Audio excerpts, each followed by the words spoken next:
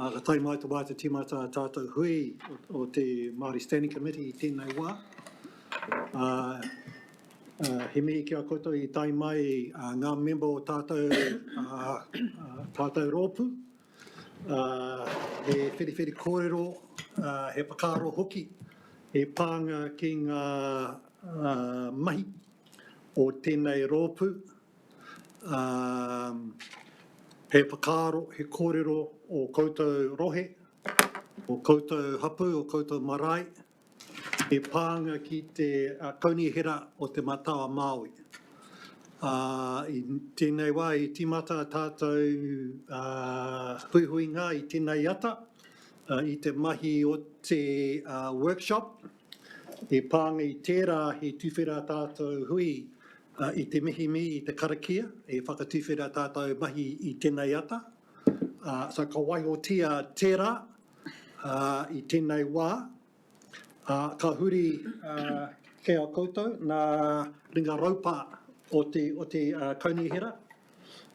He timata tātou mahi o tātou committee I tēnei wā. So we've had our karakia for our viewers at home. We've had our workshop this morning. As part of that, we had our karakia and mihi-mis. So we will proceed with our agenda as is. With that, are there any apologies, please? I have an apology from Hami Hilton. Are there any other apologies? Hiniwai and from Will. Hiniwai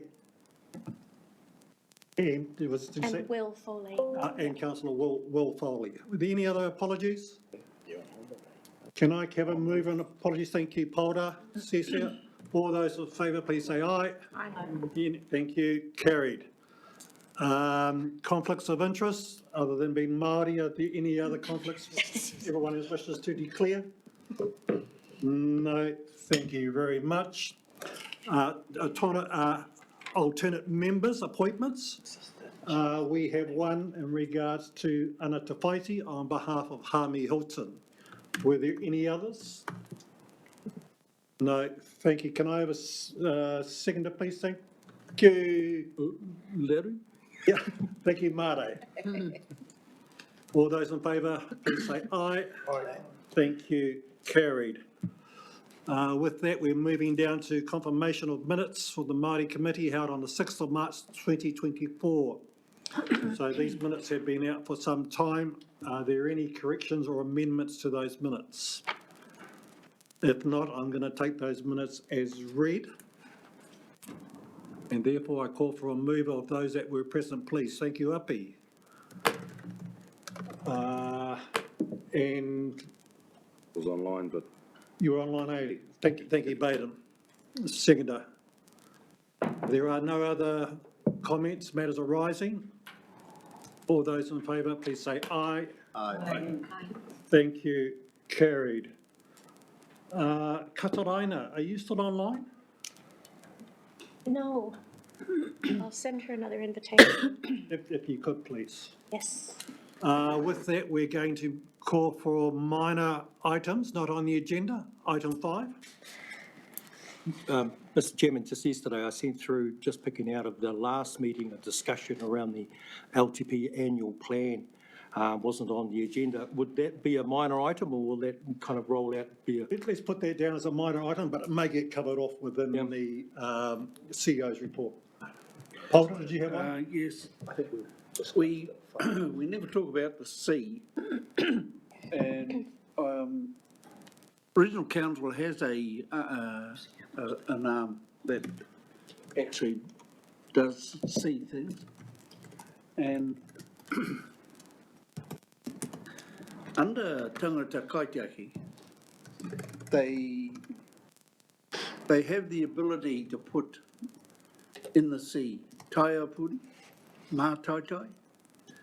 At the minute we're negotiating with DOC on the reserve at Angiangi, and I wonder, and I'd like to Make that a minor item? Minor item and form some discussion or find out where council might be with regard to things, it's being ahead of the game or being a part of the game. So that'd be item 10, we'll come back to that. Were there any other minor items? Yeah, I've just got one, and it comes from the previous meeting, and I don't know if we were going to, because it was a minor item previously around the procurement process in regards to the policy of, in regards to supporting mana whenua and contractual. So I'll bring it up again, because Happy to. yep, thank you. Hold it. I want to speak to the bar, the Warrior Bar. Wairoa Bar. Thank you. Were there any other minor items? Thank you. Can I just have a mover for the minor items? Thank you, Roger and Henare. All those in favour, please say aye. Aye. Thank you. Carried. Moving on to item 6. Handing over to the officers. Tēnā koe, Chair, tēnā koutou. I will give some background context to the paper that is before you. So on the 4th of April, the government announced that it would reinstate the ability for groups to petition councils for binding polls on the establishment of Māori wards and constituencies, effectively reversing changes made in 2021. The local government electoral legislation and Māori wards and Māori constituencies amendment bill was introduced on the 20th of May 2024 with the intention that it will be passed by the end of July 2024.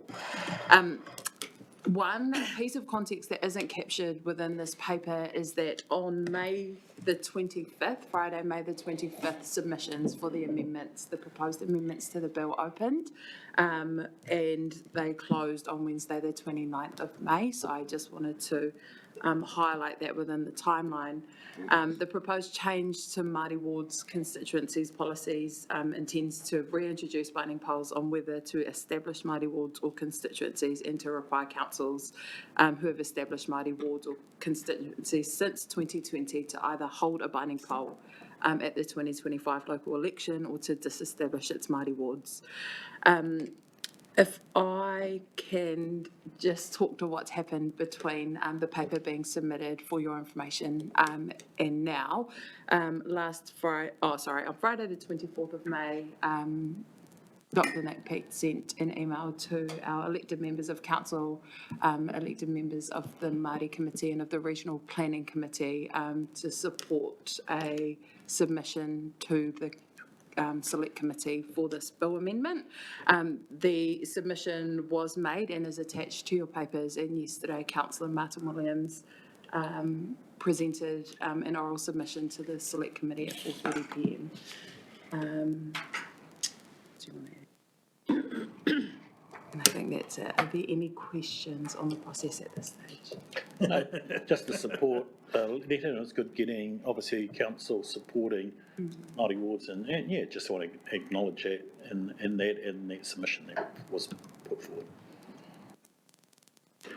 So we all understand the importance of this particular kaupapa. If I go back over the many years in regards to trying to have Māori wards established, not only at this council table but throughout the region, throughout the motu for that matter, it has been a long struggle. So it was with some pride and with some jubilation that we celebrated the establishment of Māori wards. It is disappointing that of late, in regards to the wider political scene and at a national level, we have seen particular parties who have taken a stance of wanting to unwind the establishment of those Māori wards. Putting aside the reasons why they wanted to do that, the fact that they have been able to come in to government and actually carry out that particular, or potentially carry out that particular piece of work, and as a country we lacked the constitutional framework which actually would have made that extremely difficult for any party or anybody to come in and start to unravel what most of us thought was constitutionally established constituencies. So it kind of highlighted how weak our constitutional frameworks are. Putting that to the side, if this piece of legislation is successful, and at this point in time I wanted to acknowledge our member Baden Barber, our current chair of Ngāti Kaurau Iwi Incorporated, who just this morning was a participant within the select committee that is hearing the submissions around the Māori wards on behalf of Ngāti Kaurau Iwi Incorporated and Ngāti Kaurau Iwi Tangata, along with many others who have made themselves available. As Peter said in regards to the stance that this council has taken, and not only this council but also many councils throughout the motu, who have been fully supportive of the continuation of Māori wards and their opposition to what has been proposed in regards to the current direction of our government of today is taking.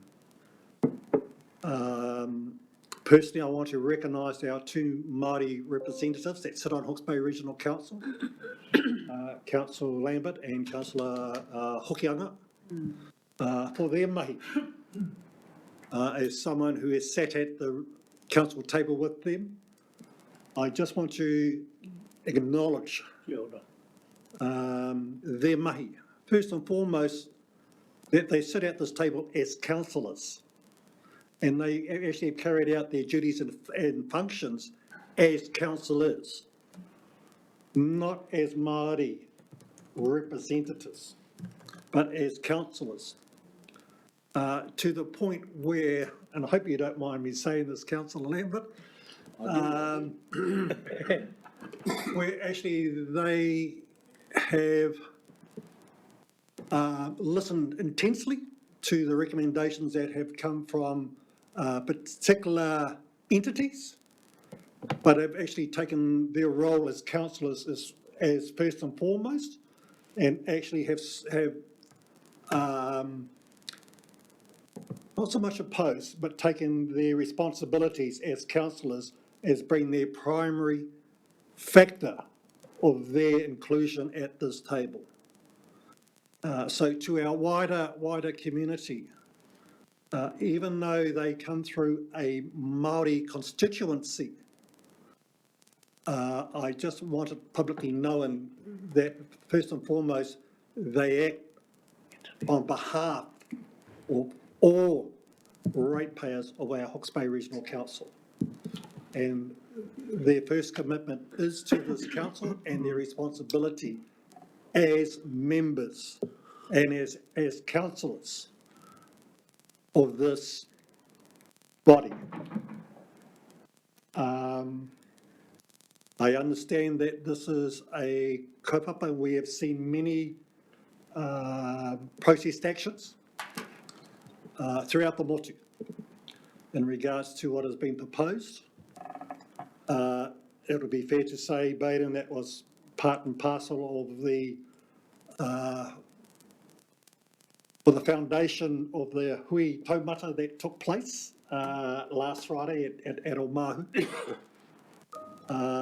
That this has been the catalyst for the hui a motu taking place. With that, Baden, I'd like to turn the floor across to yourself and just your reflections as the iwi chair. Kia ora. Kia ora. Tēnā koe, Mike, tēnā tātou te tēpū, te komiti Māori o te kaunihera, rohe o te mata o Māui, kia tātou. you know, it was a opportunity to reflect, actually, to my time on the Hastings District Council, one of 2 Māori on the council of 15, you know.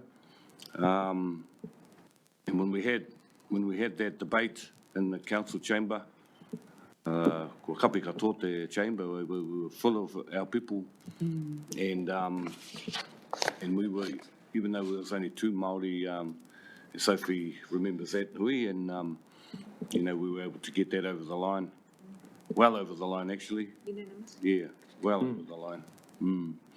But Ngāti Kahungunu has a big rohe, as we all know, and I think there's 7 district councils or city councils within the rohe, 3 regional councils. So, you know, Māori seats become even more important to an iwi that spans that many councils. And as we know, the kaupapa that we talk about at these tables impact on our everyday lives, whether it's, I came onto the council when Havelock water crisis happened in 2015, I came in 2016, that was the take nui, hey, that we should be able to drink water without getting māwiwi. But since we've had Cyclone Gabriel, we've had a whole lot of things happen, and you know, these the decisions around how we respond to those challenges are at council tables. Yeah? E tikana, me noho te Māori, hei kanohi, hei waha, I rungi nei tepu, you know, and basically what I talked about today in my submission was the good. No, yeah, there's a lot of things that, you know, honour the treaty, te mea, but it's actually about the good that comes from having us participating in these big decisions. And the good I'm talking about is for Māori and non-Māori. Yeah. It's a good for the whole, the greater, wider community, having our lens and our voices and our experience and our pukenga alongside everyone else. So, totally support the approach of the Regional Council. Tēnā koe, Dr. Nick, I tō tono. Today, before my submission, was the Waikato Regional Council, and so they gave a good submission as well. So, you know, pairo atu ngā kōrero, the submissions were very strong. Whether they fall on any ears that are listening, he take anō tērā, hey? But if I go back to the hui on Friday, the hui taumata, that really is saying, okay, you know, we're going to come up against these types of governments every now and then. But you know, the answers and the solutions lie in our hands. E homa. In the late 1800s, when our people talked ko teitanga, pohara katoa rātou, they had just lost all their whenua.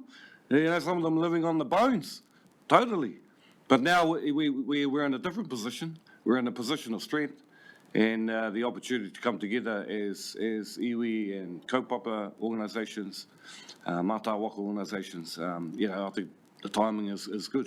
And again, unity is a principle, a universal principle, and it can be a strength for all of us. So, ka tīmata mai ia tātou, because, yeah, like you say, Mike, our apathy has been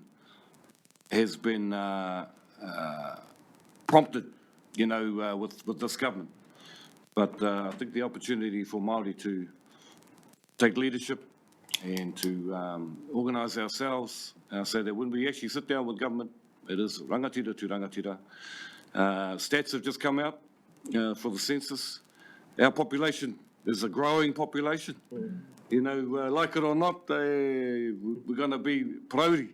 Ka prauri haere te motu. You know, we are browning with our toto and our whakapapa and everything great about us. So, ko ngā, you know, ngā whakamātautau, the challenges of the time, I'm very optimistic about our future, because nothing can stop us. It's our demography, our aspiration, it's all there. But I think we can do it better together. We're stronger together. Koera te kōrero. Huri no, tēnā koutou, tēnā hui tātou katoa. Are there anything else anybody can like to, councillor? Yeah, I'd just like to, tautoko their kororo and just add a bit more in, to say that, I initially sat on here as in the Māori Standing Committee, as you know, 8 years ago, alongside Hami and them. And in fact, I think the Wairua team of myself and now my whanaunga from Rongamai Wahine voted in Mike Mohi as the chair.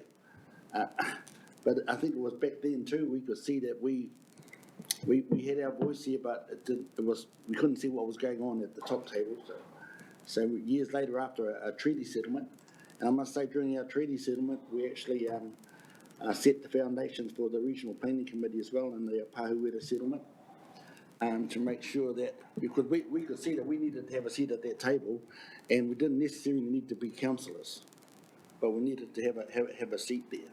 So that's how the Regional Planning Committee started.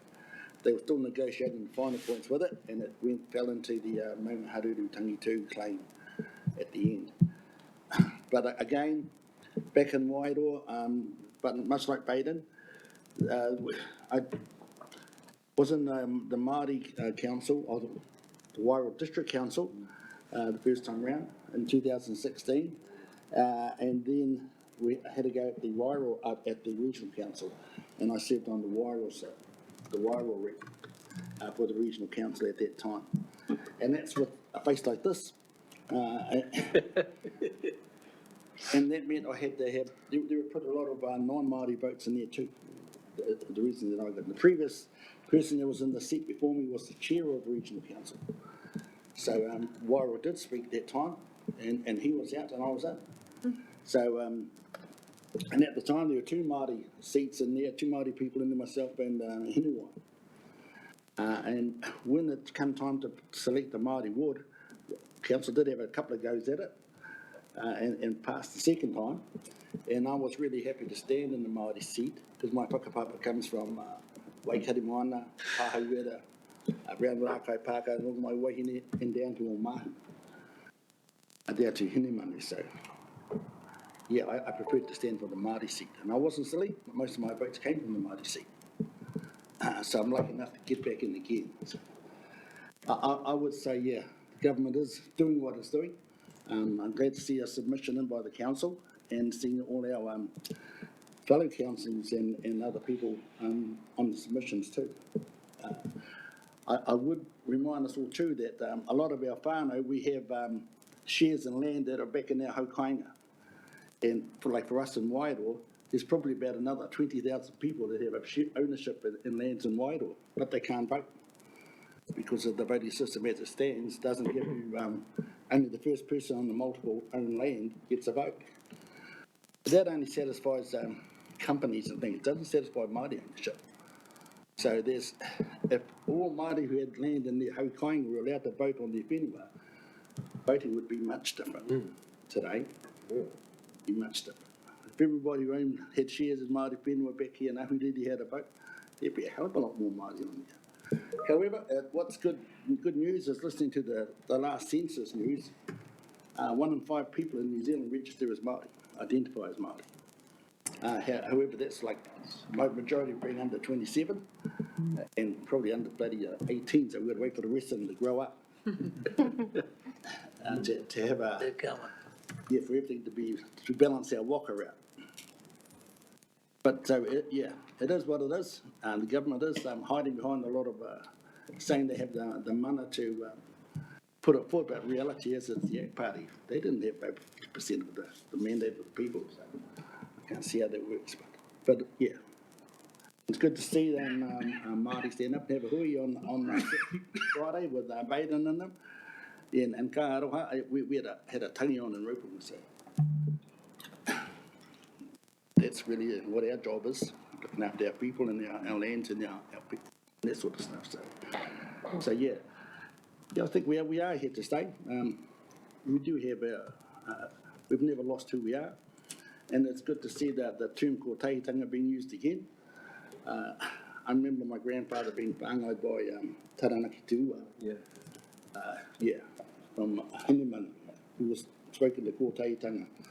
And at the time, my grandmother and grandfather were living with out at Ohiti. My grandmother was his like secretary, and they were paying to Hawke at that time to get in on up and on the Ngata's land scheme. So Taranaki told her, when you go there, you be the secretary for my mate up there, and it was old Patu Tirito. So he was a māngai for Wairo at the time, so she did. She went back and she became his secretary.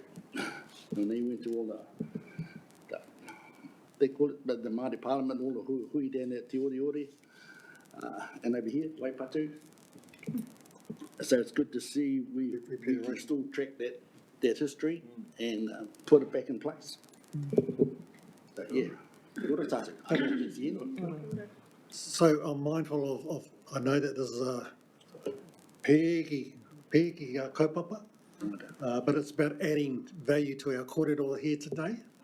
So if there's anyone else who can add value to our kōrero, pai tērā. If not, Yeah, kia ora, Mr. Chairman.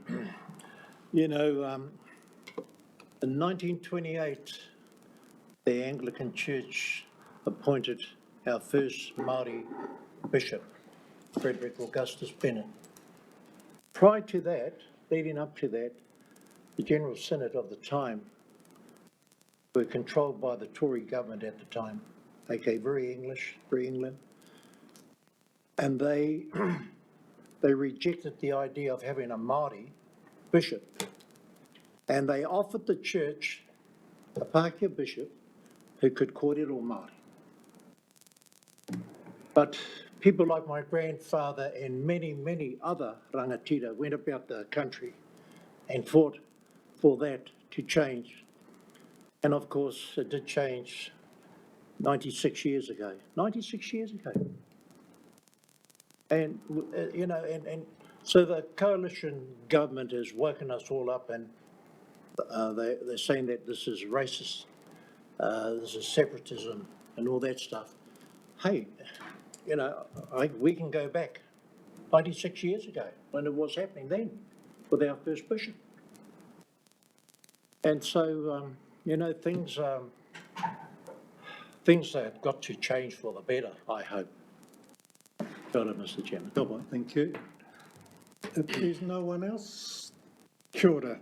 Thank you. Can I get a mover for the report, please? Thank you, Peter. Thank you, Api. All those in favour, please say aye. Aye. Thank you. Carried. Just one final comment from me in regards to the statistics about our changing population. And you're right, Baden. 30% of the New Zealand population will be Māori within the very near future. 8% of our Māori population is over the age of 65. Only 8%. Now look around this table. I think 4% of it's sitting out this table. Kia ora tātou. Thank you, Mike. So move along to our next item. Kia ora, and through you, Chair, the statutory advocacy update. A couple of apologies as COVID has grabbed a couple of the people who were going to talk to it. I have got Katrina Brunton online to help answer any questions. A couple of things that are probably highlights from my perspective, or lowlights, depending on how you might want to describe them. The Regional Planning Committee is submitting on the fast track consenting bill, and that submission will be heard later this week. And really raising a number of issues in that submission around protection of the taiao and the ability for ministers to make decisions rather than it to be experts making decisions, and some of the challenges that process presents for communities, including hapu, marae, tai whenua, and PSGs to be involved in that fast track consenting process.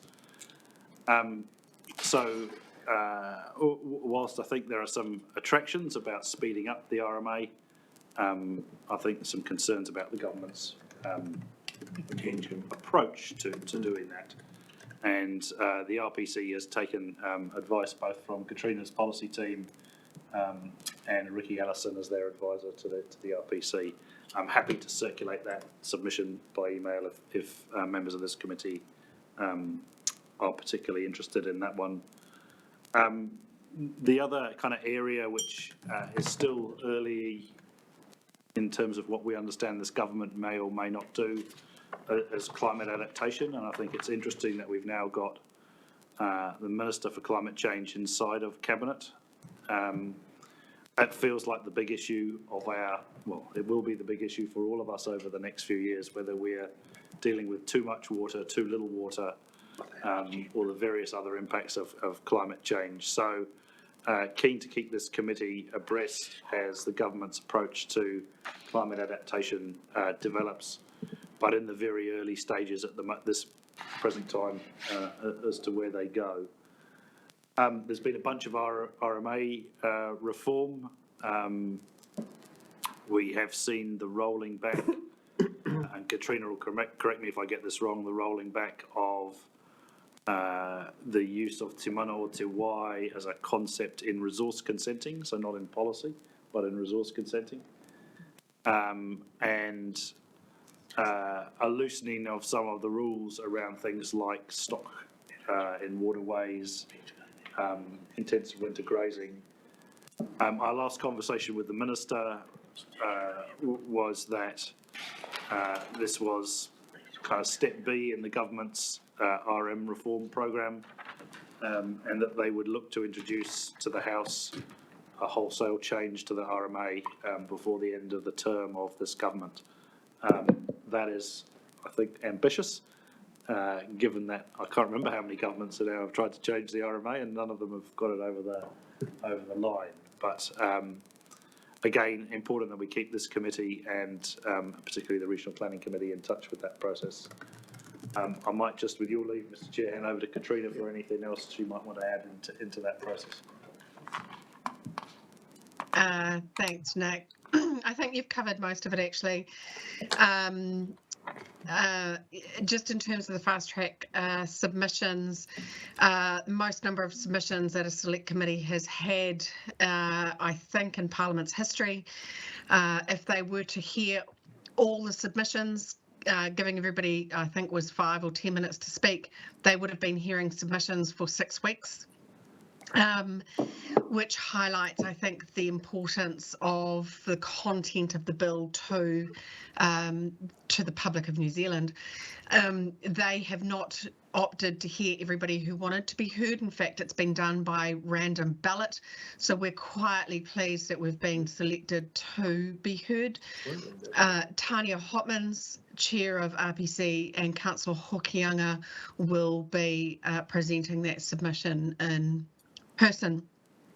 In terms of just mentioning or just picking up on Nick's point about stock exclusion and intensive winter grazing, those provisions are not being swept aside, but actually swept up in the review of regional freshwater farm plans and what those will look like in the coming months. We will find out.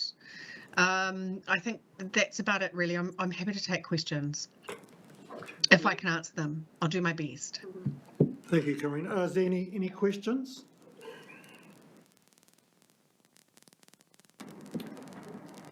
So I suppose just one from me, Katrina. That's, so we understand that the fast tracking and the implications that will have into the environment. How concerned are you, as, if you like, the responsible manager in regards to that consenting space, around the potential of what that could mean if this legislation goes through as it is proposed? And then I've got a hard question after that.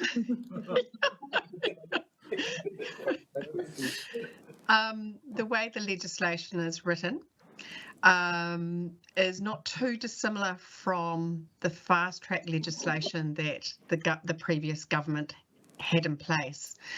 The major difference being that it's not the panel that makes the decision, but rather the ministers, the three ministers, lead ministers who are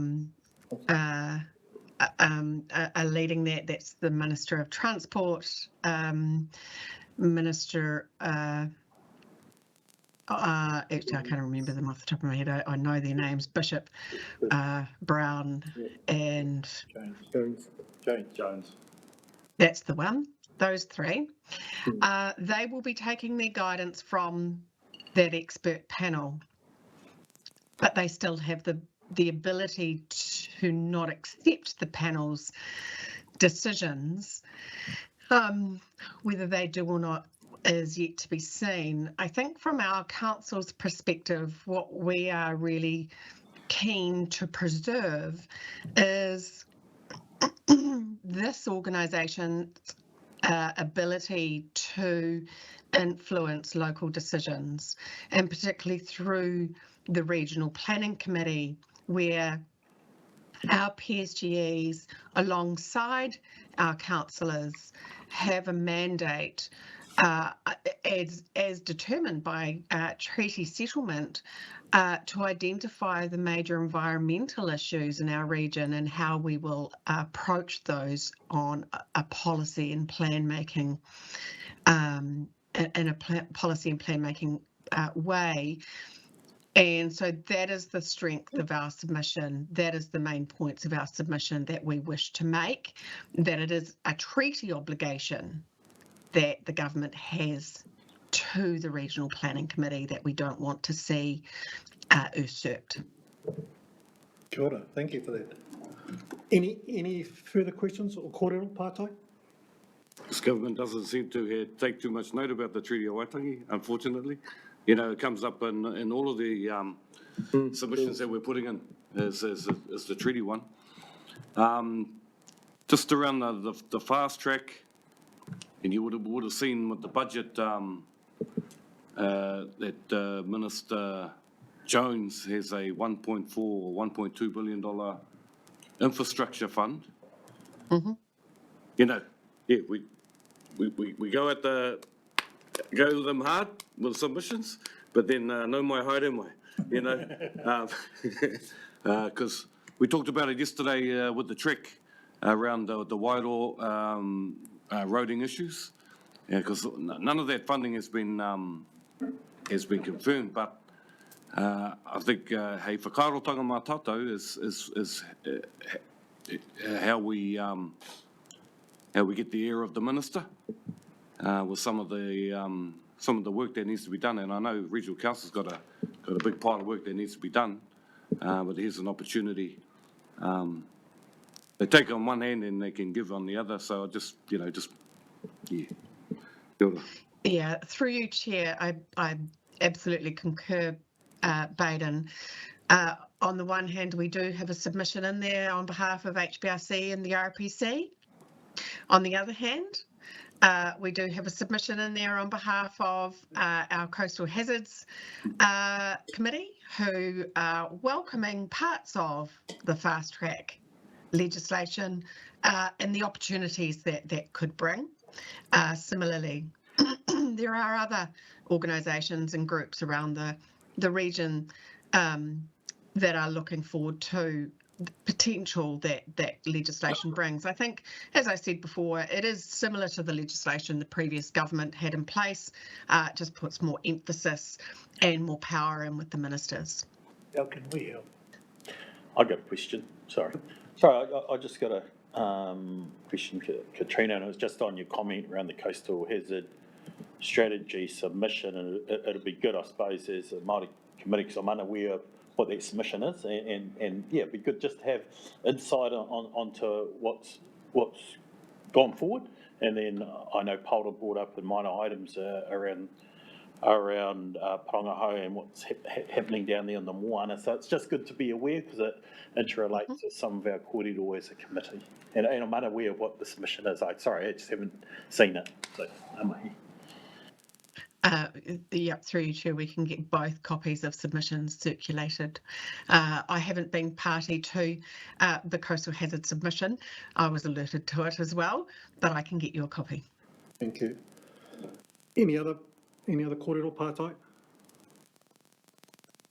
So just one more from me, in regards to, so we have a submission going forward in regards to the fast track, can be presented by Tony Hopkins and Councillor Hokianga. I think it's important that as a committee, that we tautoko that submission, and we have that recorded. I note that it is, Tanya represents the Regional Planning Committee, and of course, with Councillor Hokianga representing the councillors and the council. So I think it's important and tika that we, as the Māori Standing Committee, support that submission. I think we support it, but next time it would be good to get the submission prior so we can just read through it. So I support it in context of what it's proposing, but yeah, just next time I'd like to read the words. Yeah. Through you, Chair, can I just speak to that point very quickly? Ordinarily, we would absolutely bring the draft submission in front of you. Given the name of the legislation, the consultation was much similar. There was not a huge amount of time to get submissions drafted and before the select committee. So please accept my sincere apologies for not bringing that draft before you. I did run the draft as much as I could before the RPC, before that was submitted. Cool. So are you supporting, Baden, that we support the submission going forward? And Mare, happy to second? So we've got a mover and a second. Is any further comment around that? I agree with the point that Peter has made in regards to it would have been nice if we had seen the submission, but katapai, we've heard some of the limitations around that, but the fact is it will be made available to us, along with the coastal hazards submission. Tika. And so we look forward to receiving those, but in the meantime, we would still like to, as a committee, be seen to be supporting the submission and registering our unease and how this is being promoted. Get the point, Tina? There's no further conversation. All those in favour, please say aye. Aye. Anybody opposed? Thank you. Carried. Ka pai. Moving along to anything else from your mind, Nick? It's next my update, I think. It's the next item. You want to, yeah, let's do your update now, then we can. We'll do your update now. Okay. Kia ora koutou. I thought I'd try and cover off a number of areas. Firstly, the budget that from government in recently. Strategic refresh work that's coming over the next 6 months for council, which we touched on this morning in the workshop. Long-term plan, a quick update on flood protection, silt and debris. Just starting with the budget, I think top level highlights from the budget was that we will see a really constrained financial situation from government over the next 2 to 3 years, and the changes we've seen in the public sector in particular this year, we will probably see rounds 2 and 3 of that over the next few years. So you all in your own worlds, but also as part of the Māori committee and alongside the council, thinking about how we do our best as Te Matawa Māui to influence that tight budget over the next few years. Just in terms of some of the key areas around transport, so government set aside $609 million for recovery works from the cyclone for state highways. That is across everywhere from Taitokoro, Tairawhiti, ourselves, Bay of Plenty, Auckland. So it sounds like a lot of money, but actually won't go as far as you might think. And I think possibly some of the kōrero you had with Trek yesterday was about actually how much money they're going to have to spend. And that funding is purely to reinstate state highways back to their condition pre-cyclone. Anything that is building a new part of a route or a new alignment isn't considered part of that reinstatement funding. So if we thought about, and you talked about this morning, that importance of the connection to Wairoa, realignment of something like the Devil's Elbow, for example, would require a business case to compete with all other business cases around the country. So it's not going to sit in a dedicated fund for that kind of work. And Treasury have quite strongly identified through the budget the ability of the country to cope with another similar event, whether it's an earthquake, cyclone, or whatever that compromises infrastructure. That the nation's headroom for dealing with those sort of things is now pretty limited. There is some funding for local roads and local road recovery post the cyclone, and I know the individual territorial authorities are working to get that underway. Possibly the main post-cyclone area of concern for all of us was that the kaupapa Māori process has taken so much longer than every other process. So that's dealing with Category 3 land. And you might remember that post the cyclone, the Crown made the decision that it was going to run the whenua Māori process for Category 3 land rather than it being a council's partnership with mana whenua. So whilst we've seen things like Category 3 buyouts and flood protection projects proceeding, whenua Māori had been taking a very long time.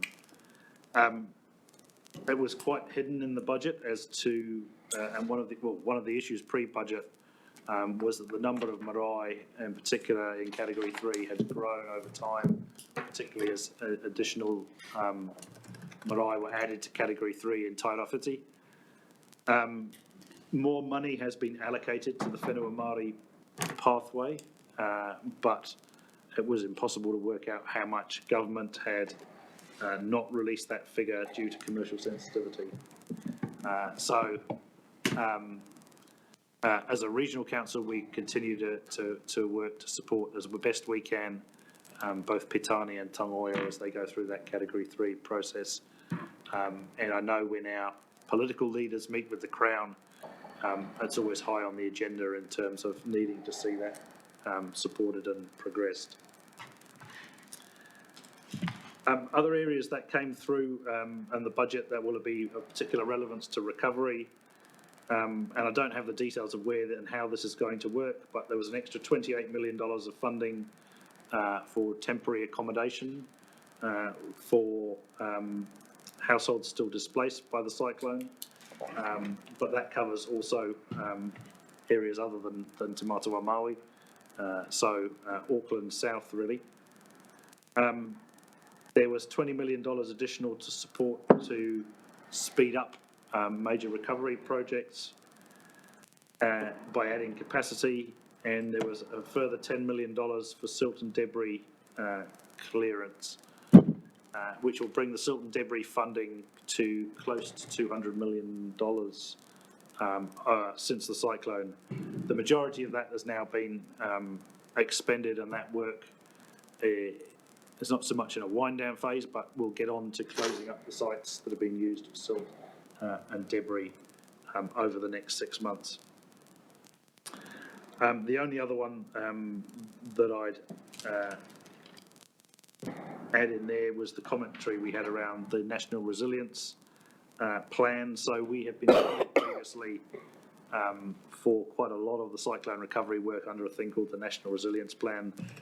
That's now been closed, but it doesn't affect the allocation of pūtea, say, for flood protection in Wairoa, or Parongaho, or any of the places in between, because that money had essentially already been allocated.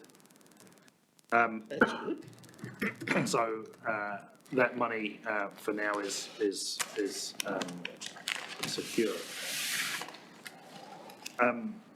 Mr Jones has got a fund that he will look to use, I think a mixture of capital and operating.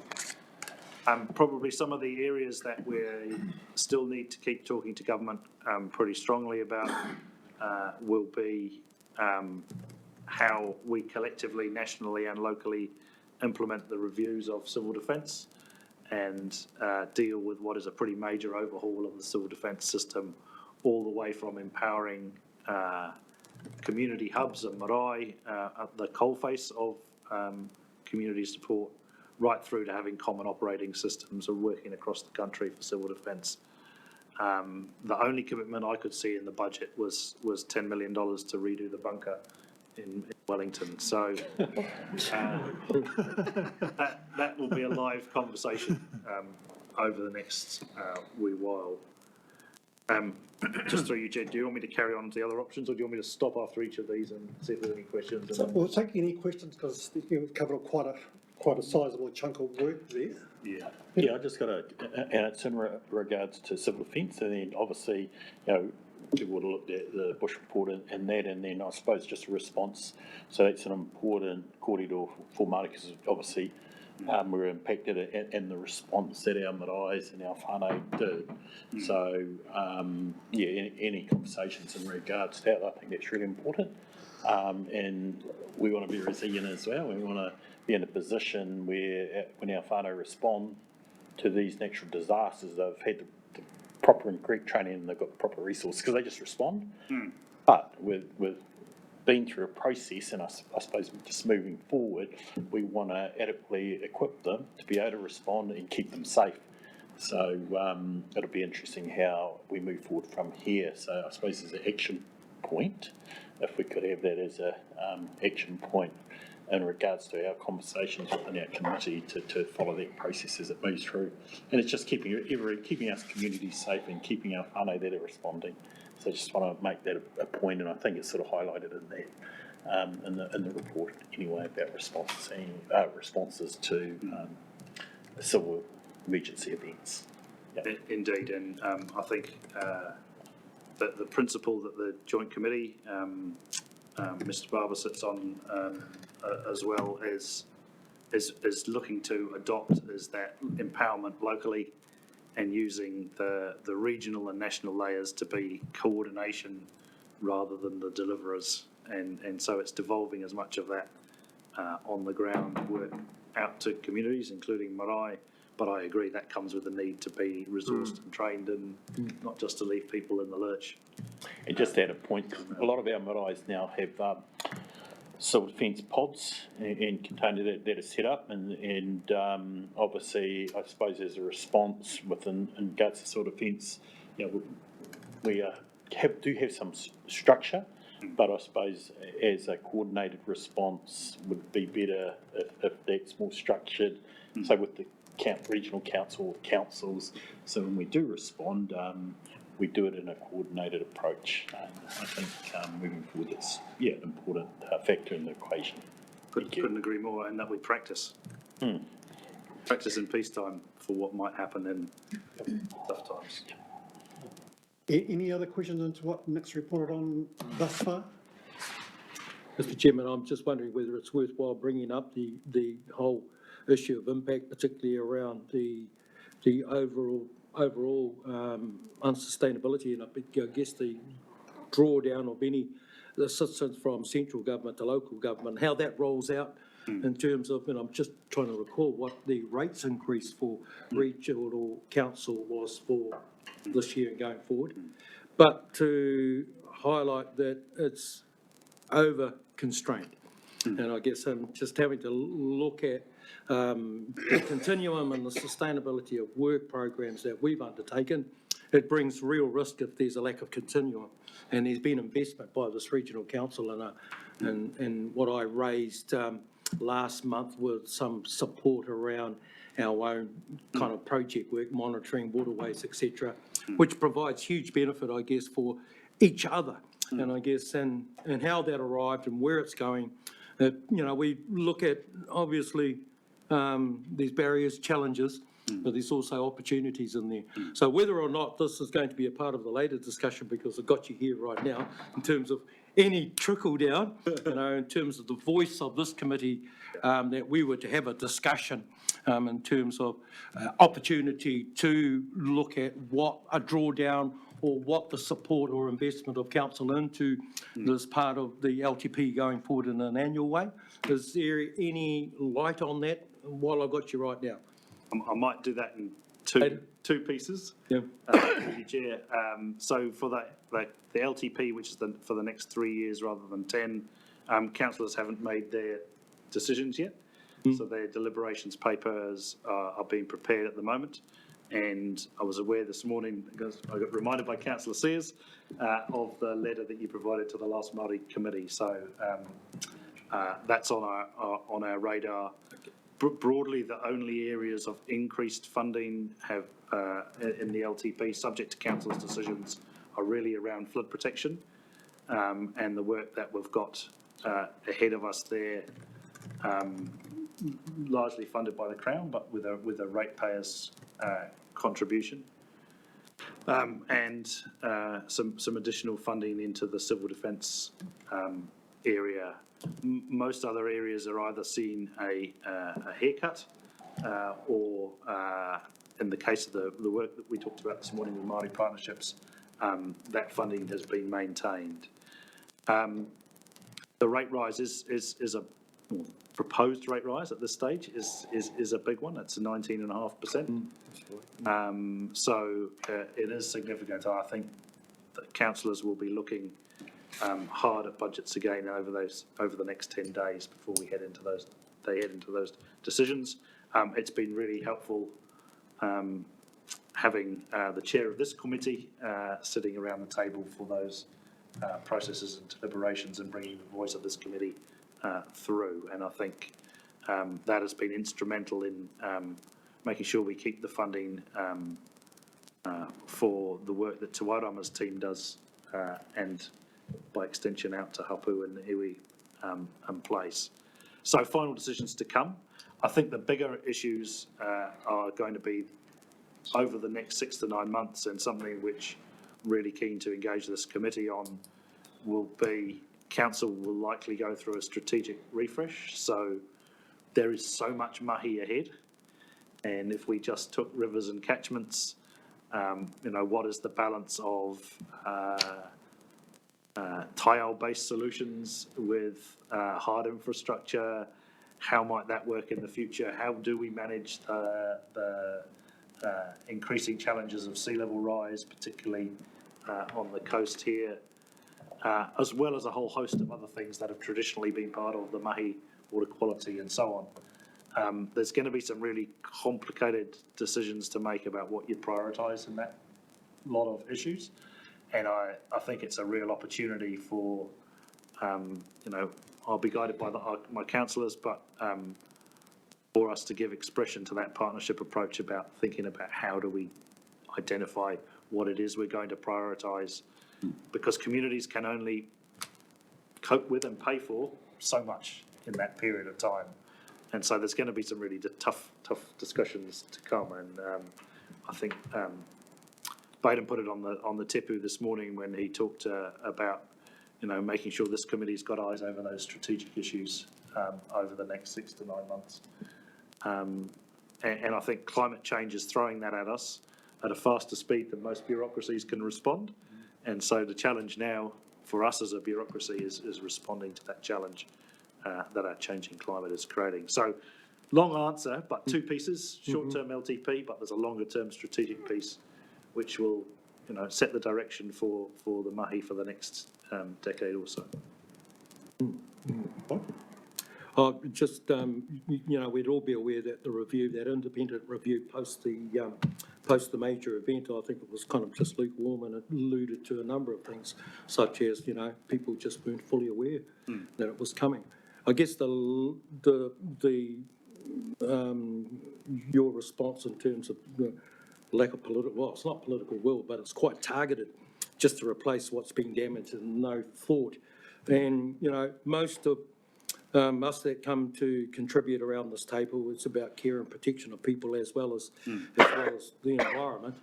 And, you know, there's a real hit that's going on our role, back in our respective rohe, seeing whether that has or will have an effect, will have an impact. It's been a lessening of our rights and interests, a lessening of care and protection as these things are starting to come out short-changed and lack of filling up gas in the tank, so to speak. So, yeah. So anyway, kia ora. Any questions for Nick while I get him to carry on? Yeah, just in regards to civil defence, as we all know, some of our marae played a big part in supporting their communities. And so with a lot of our marae, and our marae was one of them, we had no power for 5 days.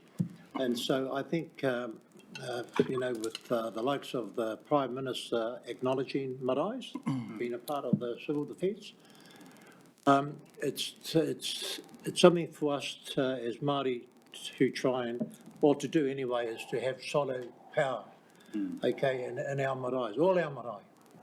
You know, and I think that's, we need the support of all our councils, of course, and everyone else out there. So, kia ora. Oh, thank you, Api. Nick, can I get you to carry on with your report, please? All right. So we probably talked about LTP and strategic refresh. The final one from me really was just an update on the work we're doing around those properties in Category 2 and looking to move them, in Category 2, and to move them to Category 1. So that is the areas from Wairoa, Whiranaki, Omahu, Pakowhai, Porongahau.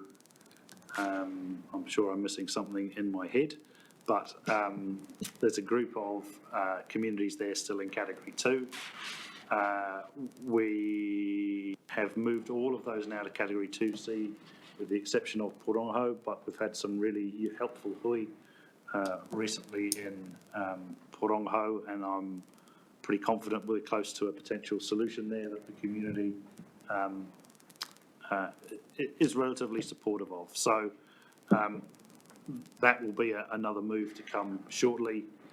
We meet with the Crown once a month, who keep the asset on us to keep moving. My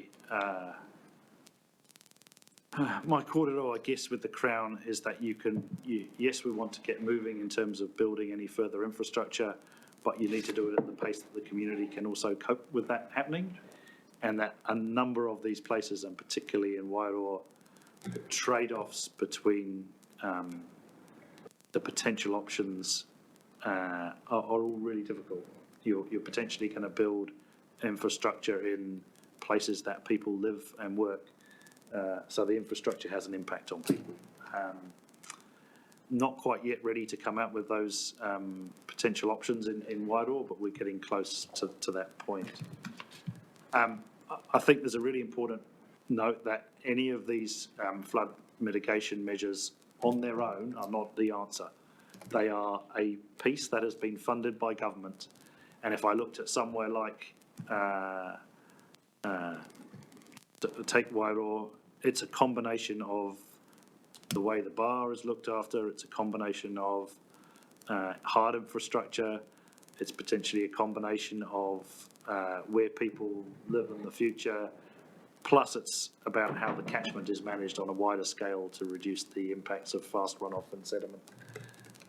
We just happen to have got funding for one element of that piece of the jigsaw at the moment, but I think the more we think of these things holistically, and I know, as I would understand, that's always been the approach that Māori would take as a holistic view of catchments.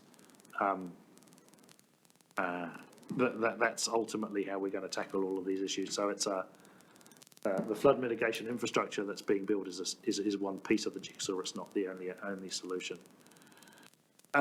So that's probably it from me, Chair, in terms of the big things that are going on at the moment that I wanted the committee to be aware of.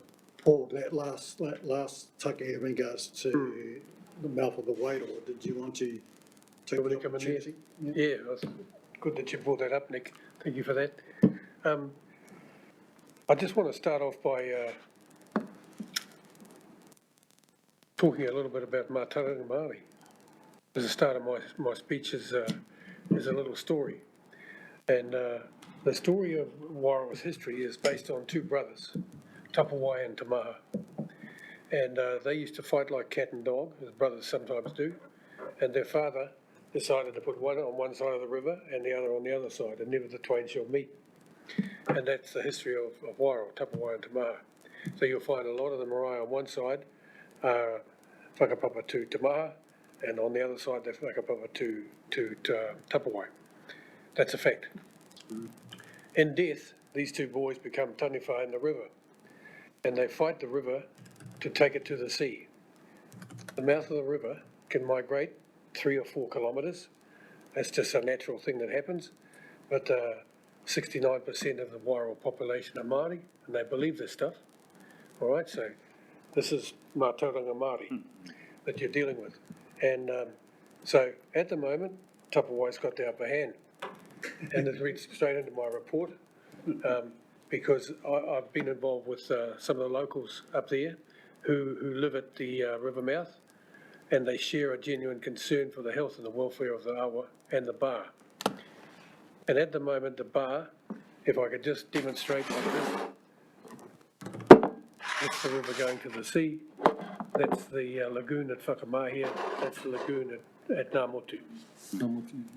The river comes down here, and there's a long build-up of mud and silt on this side, and it turns the river this way. And it goes out away down here. It goes along the beach. So I hope that's the best I can do without any slides. So the lagoon at Ngāmotu is blocked by deep mud and is causing the river to push around Rangihaua Bluff, which is a big bluff sitting here. It used to be of 10 acres. My great-grandfather used to work on top of it, signaling the ships to sea to come in the bar. He also used to dig the bar by hand. So the river exits somewhere over here, out here in Whakamahia now, and silt and mud has built up along the beach, which is helping to channel the river. So the river sort of runs this way, and then it runs along here till it finds its opening over there. That becomes a restriction, and it builds up and builds up and builds up right the way back, and that is the problem with the Wairoa River Bar. If you could keep it open in that position there, it would channel the water out, it would release the pressure, and you'd have no more problems upstream. So the biggest issue with the river travelling this way, it passes between Pilot's Hill or Rangihaua Bluff. It creates a bottleneck, which creates pressure there, and the flow is restricted, and it just can't clear itself quick enough. What we call in Wairoa is a good bar. A good bar will drain the Ngāmotu Lagoon in hours. Now, let me talk about the Ngāmotu Lagoon.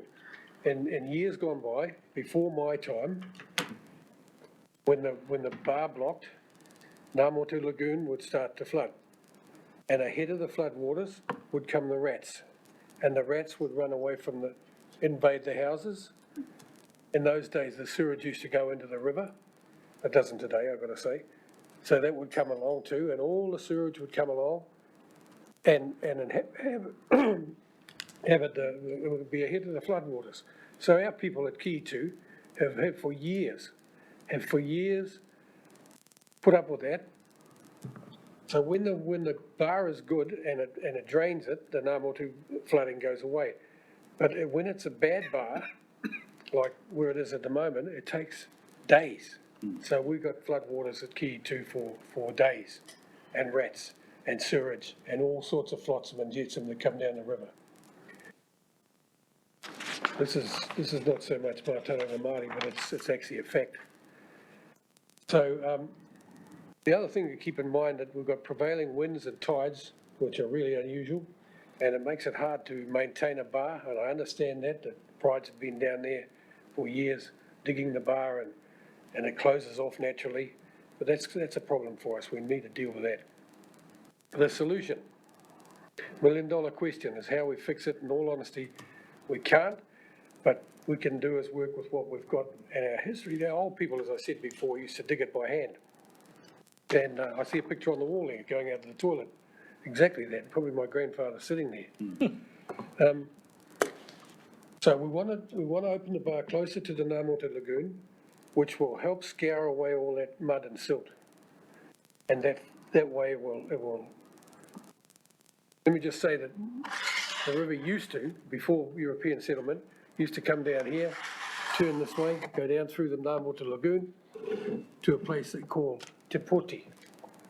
Te Poti is translated the point. So that's where it used to go, along there, through Ngā Lagoon, but no longer do we have the thing called the Wairoa Harbour Board in 1934 come along and dug the opening there. So we stuck with that, and so recommendation, let me just get on with this, a recommendation that a digger is required to effect a new bar closer to the Ngā Motu to help clear the excessive mud build-up. And I'd really like the support of this committee to get that, because this problem's been going on for years. I'm 74 years old, and it's been going longer than that, you know, and I just think it's time that it was done. And forget, you know, just get this job done and be done with it. We also want a seawall built at Rangihoa. Rangihoa Bluff was once 10 acres, it was a double-ended pa. It's hardly that now, it's been eroded away. The river comes around, it takes a little bit more, a little bit more, a little bit more, and before long it's going to be all gone. And it's quite a significant structure. You know, there's quite a historic value. There's already the graves up there have been washed into the sea, and before long there'll be nothing left. And I'd like to see a wall built to stop the river from getting at it again. Anyway, that's all I have to say. Thank you very much for your time. So based on, we're looking to see engagement from regional councils, as Māori talked about, this has been a long-term issue. Not only for our Wairoa whānau, but also for regional council for that, from that fact, along with Wairoa District Council. So I suppose it's about coming together and looking for the solutions that are actually going to give long-term effect. And if you like, give security to our Wairoa whānau. Not only in regards to the whānau itself, but also to the whenua. Ka pai? Are we happy with that? It's been an outcome? Thank you. So the conversations will take place with the whole of the Wairoa district in resolving your fellas' issue there. Ka pai? Thank you. So we're happy to support that, eh? Peter, don't talk all that. Great. I married a good Ngāti Kahu from Ki to Marae, so. Oh, did you? Did you now? So we'll leave that with you. Thank you, Nick. Yep, thank you. So will we get an update at some stage in regards to, oh, yeah, okay. Yeah. Is there anything else in regards to Nick's report? If not, we'll move along. Moving along to our next agenda item, which is the take o te tai whenua. Takiwa. Just quickly, if there's any news, Nick, on the regional council's independent review. Of floods. So yeah, the through you, Chair, members might remember that the Regional Council commissioned Phil Mitchell and two others to do an independent review of all the floods that happened after the cyclone. And that is due in mid-July. So the really important conversation, I think, to come after that is not only the results of that review, but the review of particularly the Heretaunga, Tuki flood schemes, the work going on in Wairoa, all has to come together. And that's the conversation about where do we go next. And that's a big one. I think this committee would, given your focus on why, really keen to keep that kōrero alive. So just adding on that, so it's really about, there have been a number of reviews that are actually taking place. Yep. I suppose it's how do they all tie in together? Yep. I think that's really an important conversation, not only for this committee, but for the region as a whole. Yep. Significant pieces of work, significant costs have been incurred in regards to having these reviews done, let alone the actual results of the cyclone itself. So I suppose what are the learnings that are going to come out of all of these reviews? Hopefully, that'll position us better for going forward with. So look forward to that, Nick. Yep. Thank you very much. Shut up. Thank you for that, Councillor Lambert, for reminding us. So we're going to the Tai Whenua reports. Can I start with Heretonga? We'll make our way around, ending with Whangarearotu. Well, kia ora, Mr Chairman. I think most of where I'd like to focus on particularly is about our own internal relationships. While we talk about kotahitanga and unity, I guess the key thing, as you probably recall, Baden, was for ourselves, where we've got iwi, Tai Whenua, Māori committees, and of course PSGEs. So I guess my plead or my kind of putting out is that we need to do that much more quicker. I mean, if we're going to be strategic in the relationships that we have with this council, I think we'd like to kind of demonstrate that back at home on our own turf. And so I think, Mr Chairman, that to me is probably a really important discussion that needs to take place. It was brought up at Waipatu, it was brought up at, and I think to just talk about the unification of all tribes, then it's got to start back down on the ground. So I'm just putting this plea back out to ourselves and how we can work a little bit more smarter, closer and strategic in the relationships. We've got this relationship with council that is being supported by those within council. Councillors, the main council body itself in terms of the relationship around wards. But overall, I think it's fair to say that there's been quite a lot that's been happening within Heretonga, not only hosting the Hui Taumata, but we had the beautiful opening of the Te Whare Tapiri on Saturday. There is a lot that's going along in our space, both in terms of the political as well as the cultural landscape. And I think that more kind of being close in the discussions around. I really apologise for today. I didn't realise, I thought I was given this morning off. When I saw the Māori committee agenda come across, I went, great, I'll go to another hui. So just apologise. But all's well, I think, Mr Chairman, and of course, notwithstanding too as well, the service delivery that's impacting on organisations like ourselves. We've got to look at doing things differently. I think models, quite a bit of our work is based on models and of course model logic. That's where matauranga Māori can fit in really nicely in conveying, I guess, a dual arrival around certainty. Kia ora. Kia ora. Aidan, did you want the opportunity to respond? Yeah, kia ora.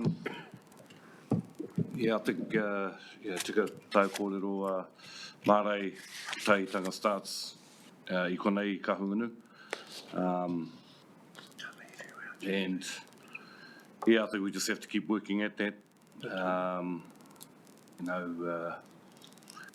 We did have the hui iwi at Waipatu at the home of the kotahitanga, just to talk about our own stuff prior to the hui taumata, where we had that national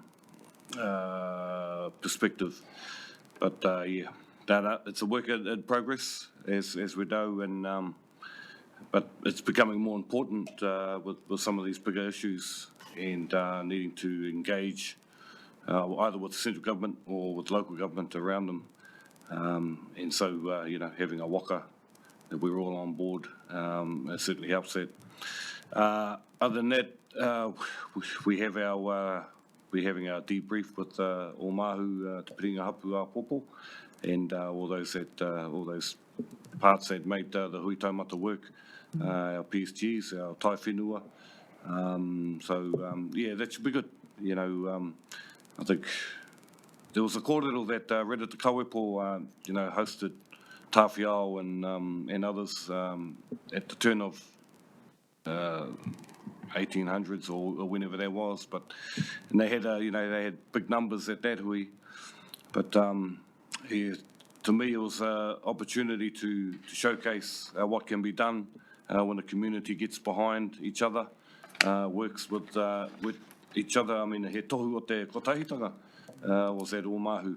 It was a construction site. We've got 11 houses going up there in the parking area. But, a big mihi to Kahununu Whānui and our local Omahu community for pulling that one off.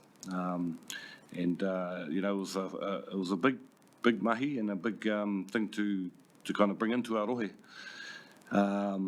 But the kaupapa was, te mea whakatō mai nei ngā iwi o te motu, me ngā kaupapa o te motu, was kotaitanga, and it was e tikana for Kahungunu to host that as the spiritual home of the kotaitanga movement. And some people got caught up in the parliament, Māori parliament stuff, but it's actually a whare that we are all the builders of. People get caught up in the semantics, but it's actually a kotahitanga bringing together the best of us, all of us, with everything that we have. And that's strength and something to be reckoned with. Just looking at some of the headlines that come up, but fantastic kaupapa, fantastic day, and big mihi to everyone that was involved.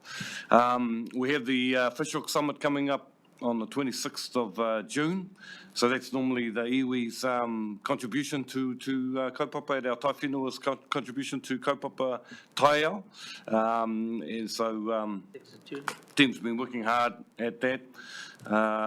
Kahungunu will be hosting the National Iwi Chairs Forum in October. It's the first time it's come back to Kahungunu for a while. So that'll be happening at Toi Toi. The pōhiri will be happening at Wainako. Not Wainako, Waiaroha, sorry. But all in that precinct. We've got that whare there, we've got the kōrero there, and a lot of our iwi are kind of curious around the kaupapa. Hey, and so that'll be happening there, Toi Toi, and also the upstairs ballroom for the dinner. But it's been a busy time in the iwi space. Wairarapa Moana is being returned on the 29th of June down in Wairarapa, and so me haere tata ki te tautoko. That's a big kaupapa, heaps of mamae that is associated with the lake, been basically taken and people pushed up into Mangakino and with our Waikato whanaunga. But anyway, it is what it is, and it's coming back. And, Wairarapa Moana won the Ahu Whenua Award for dairy farms. That scrub country got turned into multi-million-dollar dairy farms. He pai no tērā. But other than that, kia kaha tātou, matariki's upon us, and we have all these matariki celebrations to help us, not think too much about what Kāwanatanga's doing. Kia ora, thank you, Baden. Tuairo? Mr. Chairman. A rangatahi o Hiratanga Arara. Kia ora. I'd just like to tautoko Baden in terms of the mahi that's taken place with the hui taumata, the hui a iwi.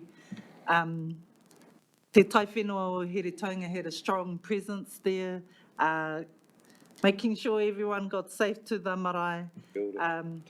But that was absolutely kotahitanga in action in terms of all the different bodies that came together. And so while we have these discussions around the table about, our PhD, our tai whenua, we were there on the day, all of us, and it ran seamlessly. It really set the precedent in what that looks like in terms of our manaakitanga as kahungunu, as Heretaunga, and especially with Omahu and their recovery with what's taken place with Cyclone Gabriel.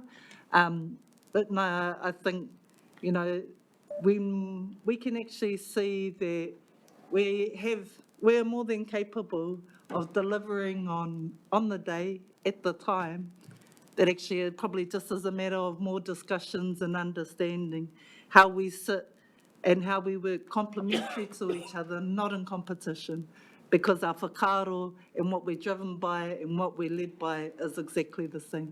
Kia ora tātou. Kia ora. Thank you for that. Te Wairo? Yeah, I sort of wanted to endorse what Māori said about all the work that's going on in our areas. It's really, even for a little place like Nuhak, it's hard to keep up with what's going on. I do want to thank the council, Wairo District Council, the Hawke's Bay Regional Council, and Wakapatai and New Zealand Rail for the work they've been able to do with our iwi authority. And there's a couple of projects there. The one that's been going on for months, because it was the most serious part of Nuuk where they got flooded. So it's, I think it's actually come to a stage where they don't have to focus so much on that area because the rains we had we experienced last month exposed another vulnerable area. So I hope our focus moves somewhere else to that area next.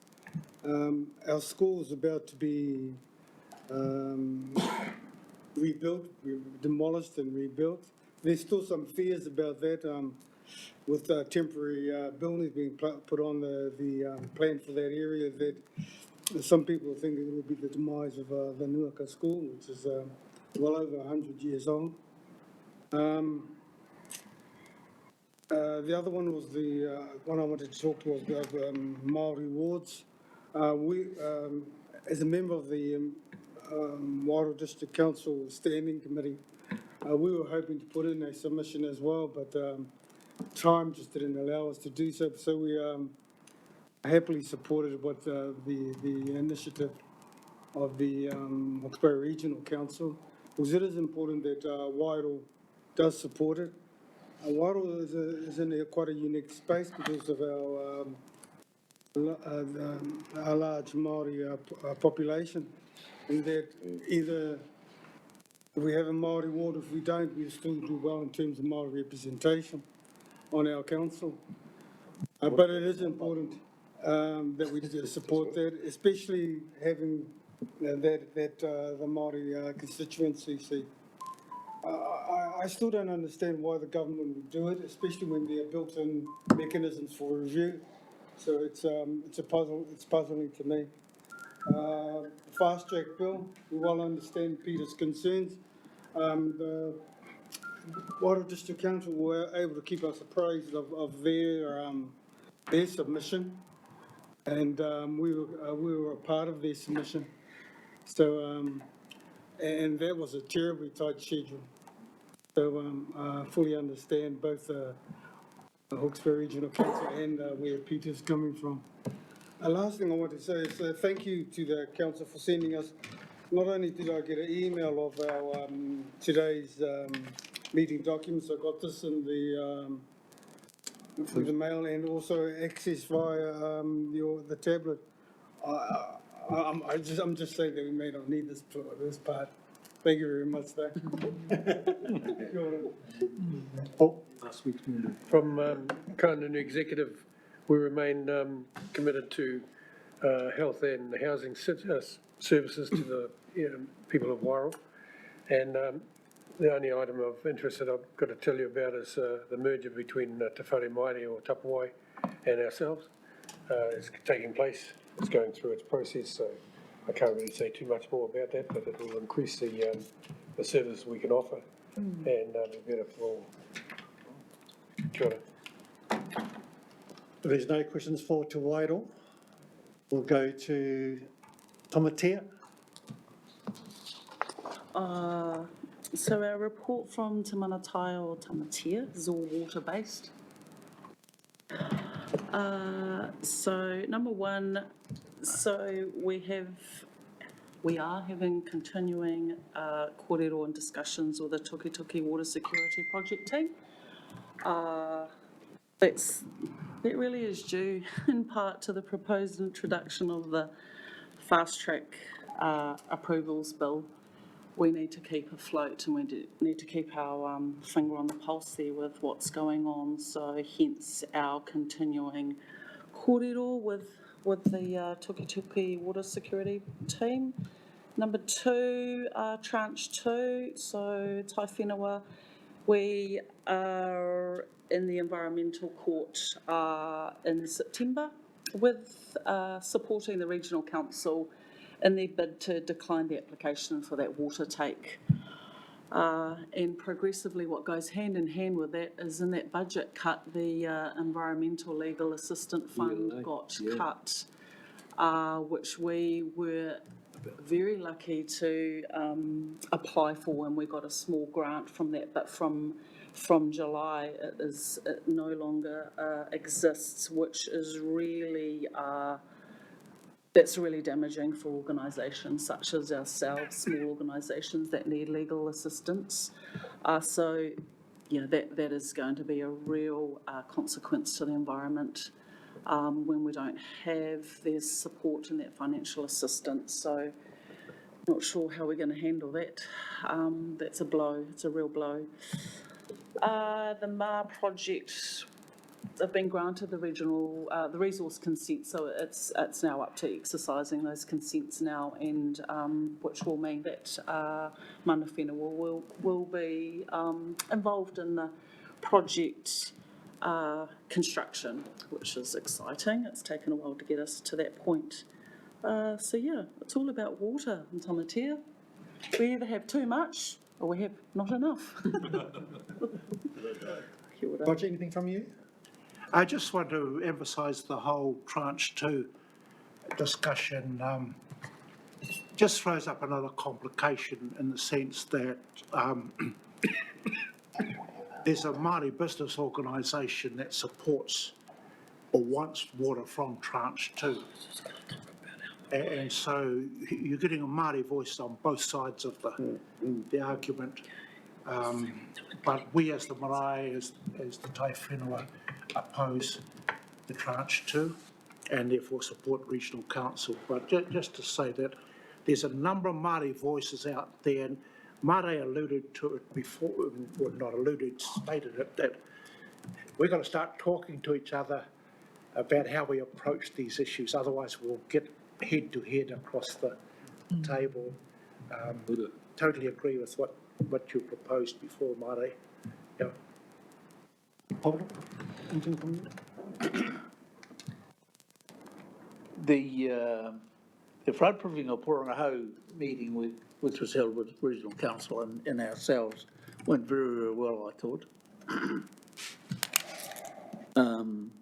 And our landowners are waiting for a visit to see where we go from there. But we've sort of continued on and hope that all those things will come to fruition.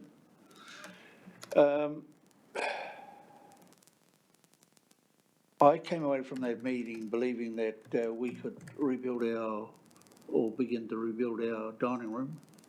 And we are a little confused about 2 and 2A. I thought I understood that you gave us a nod to get on with the job. Is that so? Yeah, I think the dining room, from memory, I'm happy to maybe take it offline, is to do with district count and putting the lino on the floor, gets rid of the yellow sticker. Right. And the category 2 is not the issue. Okay. That's handy to know.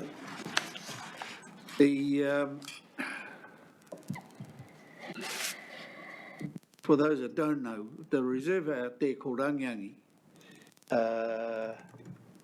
was gifted to Doc some 25 odd years ago.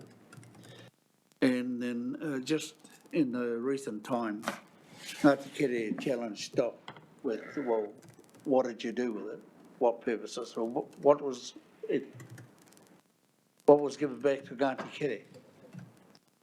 And so a review was held, and we asked the question of, shall we continue on with the reserve, or shall we do something different with it?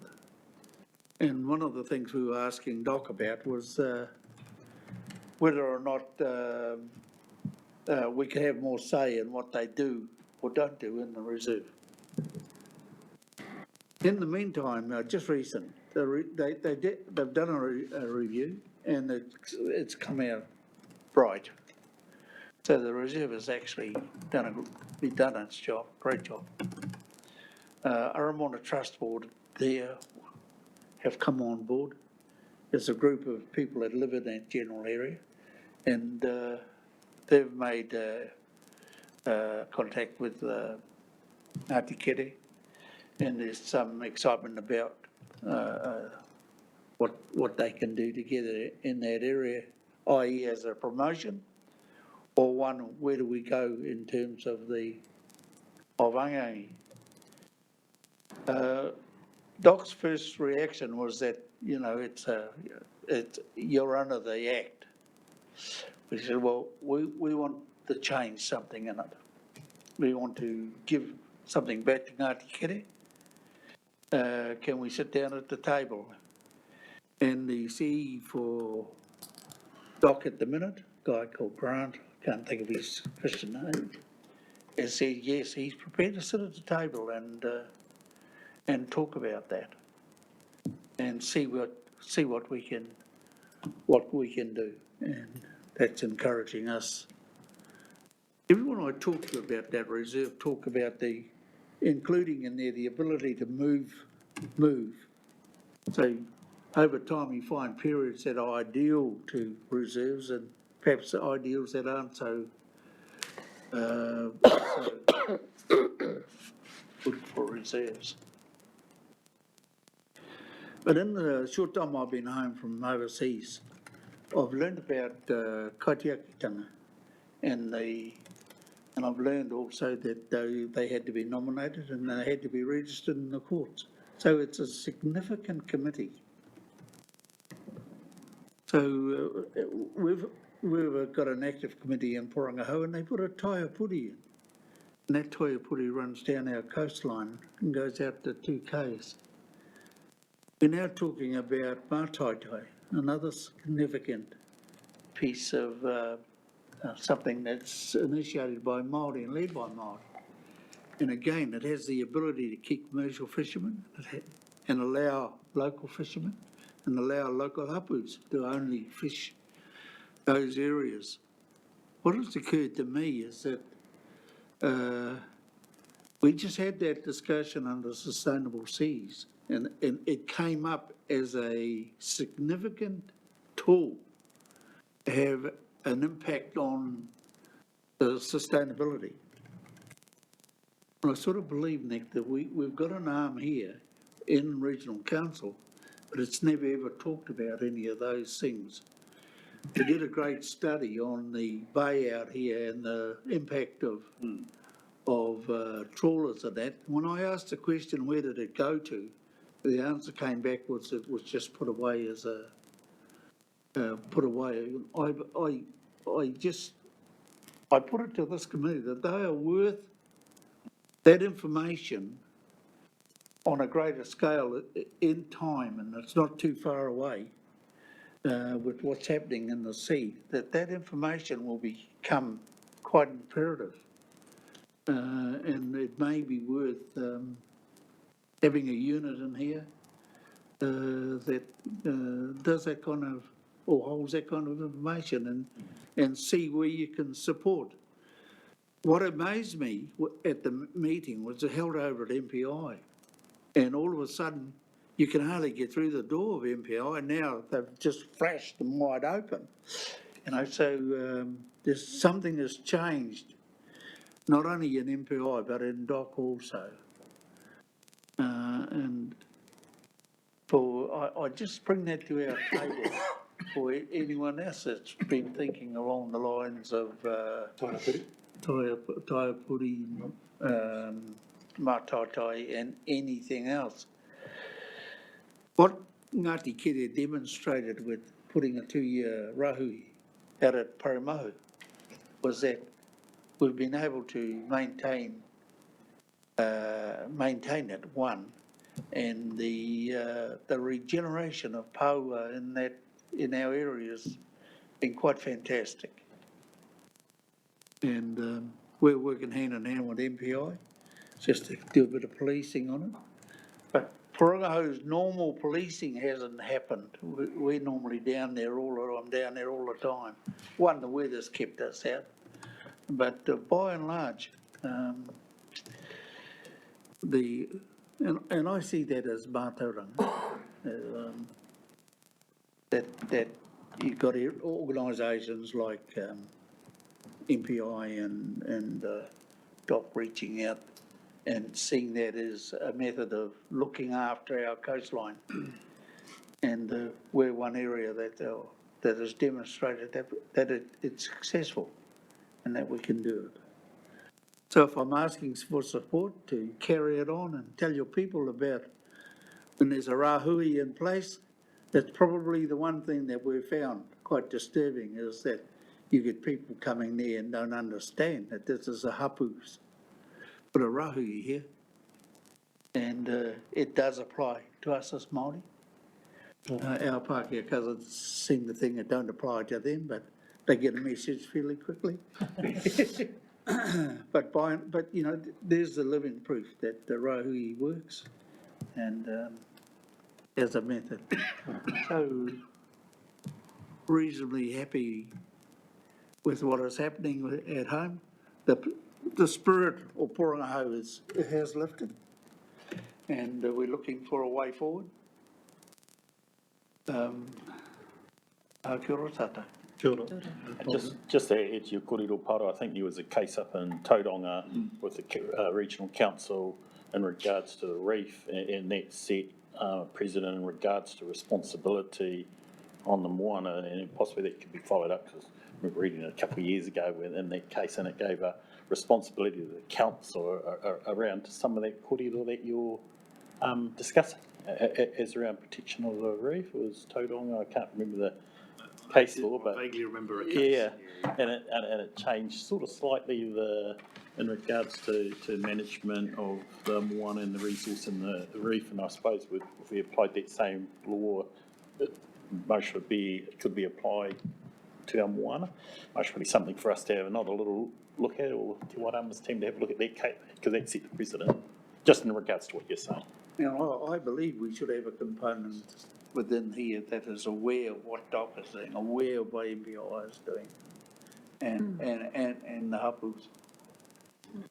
So we can address that as part of our workshop, and perhaps it's along with the various ministries, perhaps having a huia iwi, just to update ourselves around the various pieces of legislation and potential outcomes that can come from those various legislations around creating reserves and so forth. And it might be good to involve Tamata Matwa, co-chair, Jenny Major, in regards to our customary kaitaki with MPI, and so you're right, those appointments are minister appointments for those positions.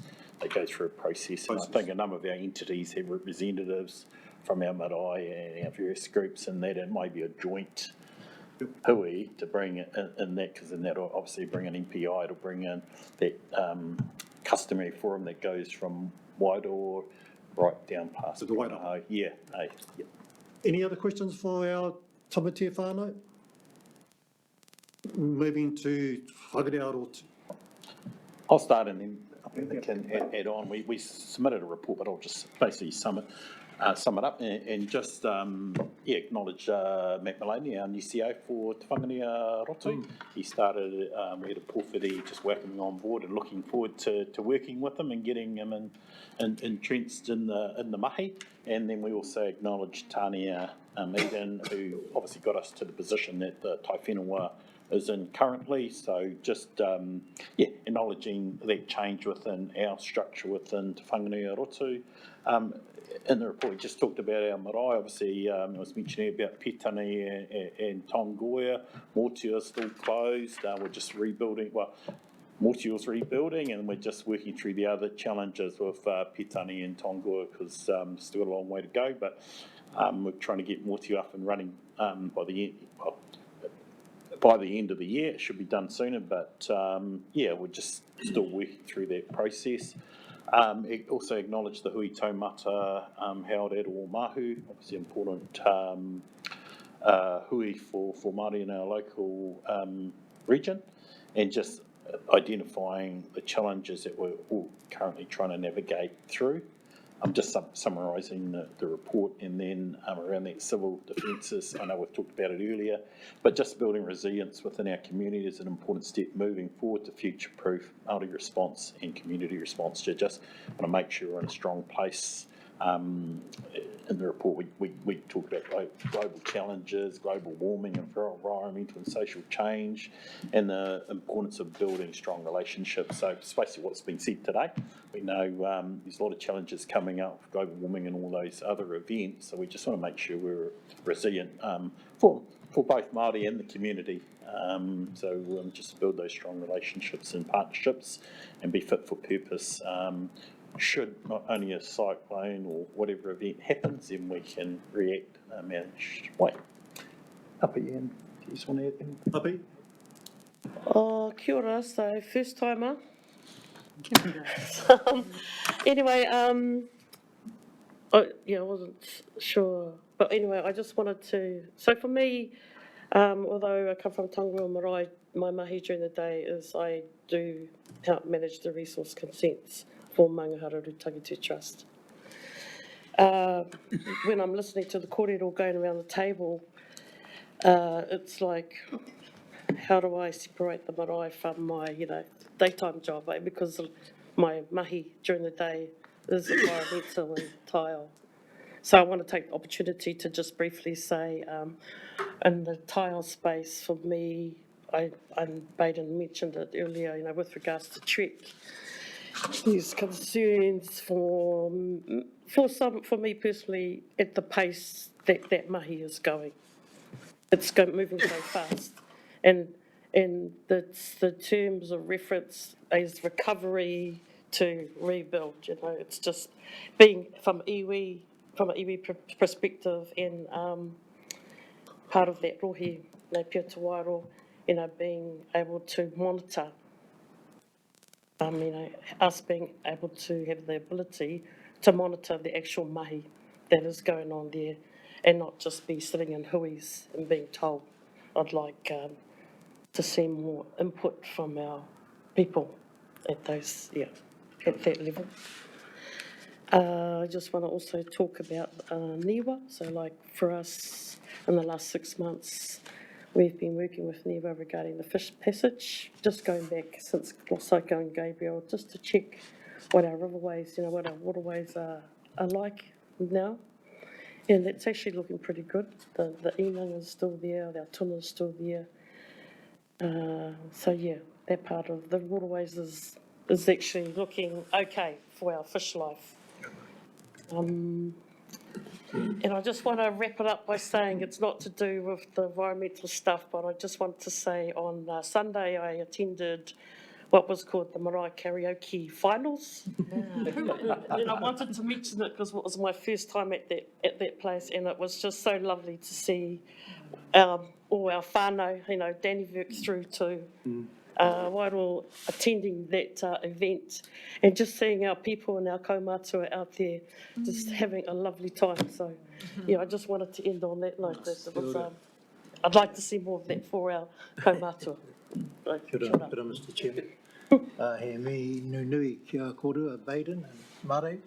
Thank you for bringing that on to Puke Moki Moki last week. Wonderful kōrero. Nā reira, taukē kōrua. Like to extend an invitation to one and all, especially our kaimahi Māori, o tēnei kaunihera. 2 weeks' time, the 19th of Wednesday the 19th, we have the Governor-General coming down, Cindy Kiro, and she was coming to Koho Pātiki, but the venue's been changed to Waipatu. 9:30, okay, 9:30 Wednesday morning, 2 weeks' time, for tangata whenua, and the Governor-General is expected at 10 o'clock. Okay, so that's extended to one and all. And by the way, thanks Diane for mentioning the karaoke on the weekend. Ngā Hiwi was the main man there, of course, the MC. He held the bar up. And one of his kōrero, he talked about the 28th Māori Battalion going over to Italy. And when the soldiers arrived, they saw the beautiful Italian woman. and they said, "Mamma mia." And then when they pulled out and they left, the woman came out and said, "Mia mama."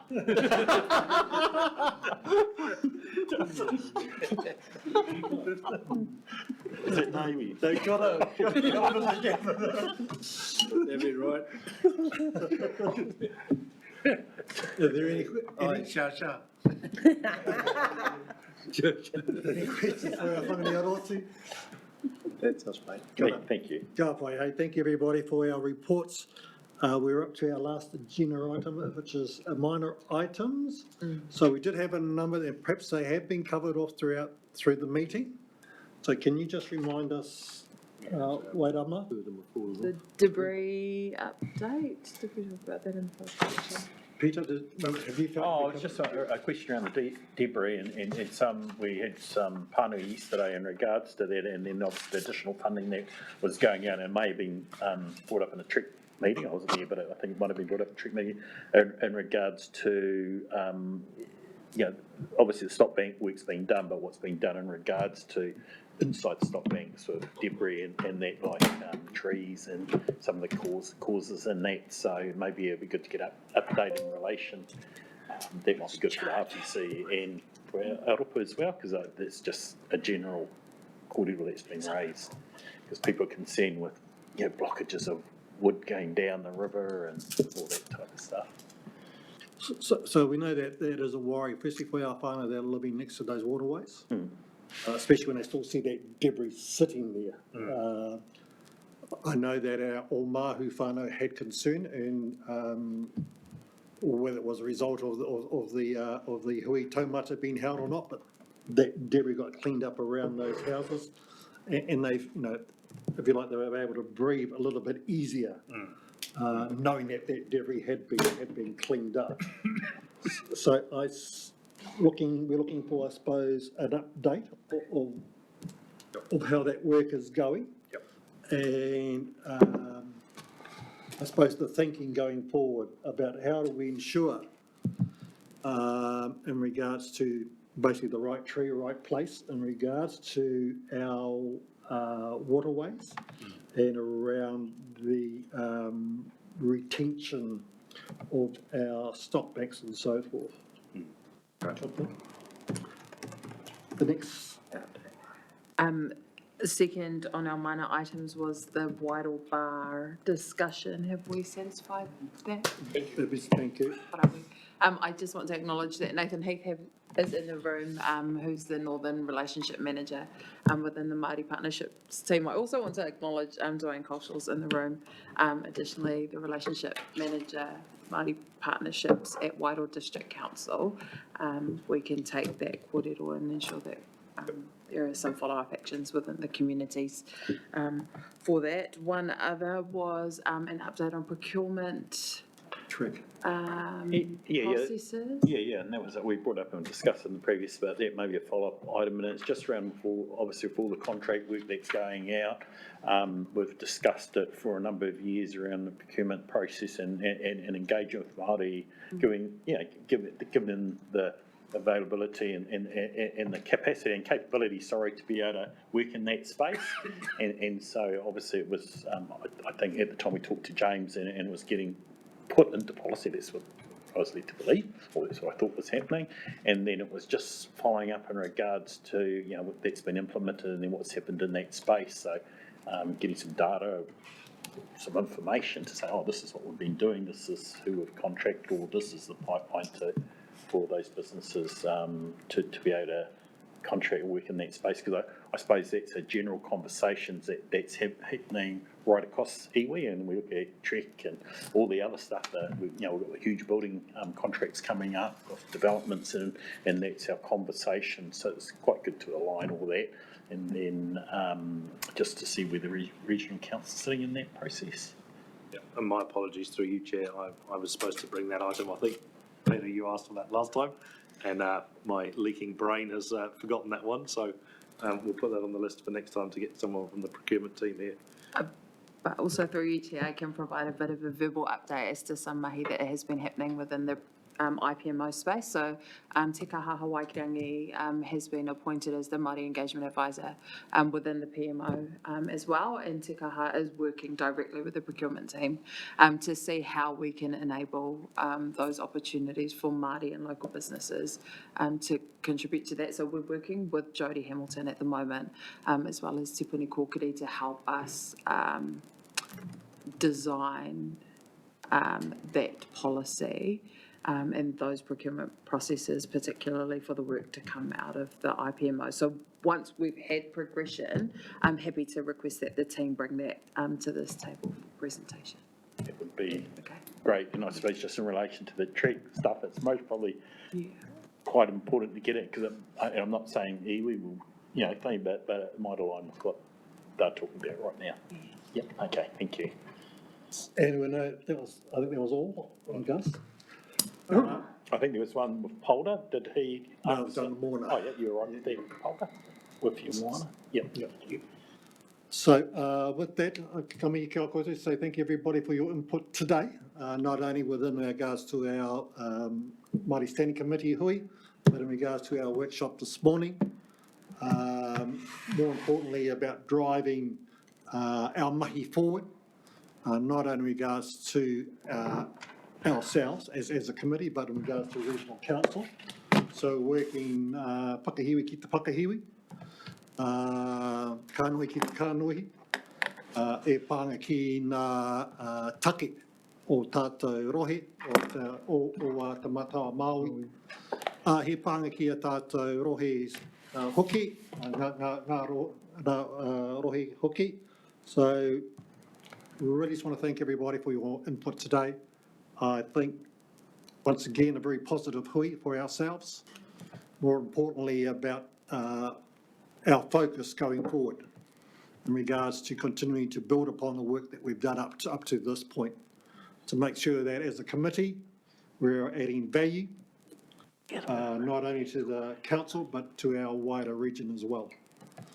With that, ka tai mai te wā te ka hurita rākau ki a koe api, te mana whenua e whakakapi a tātou hui. I tēnei wai te kupu o te ao. Baden, ahau e whakakapi, tēnei o.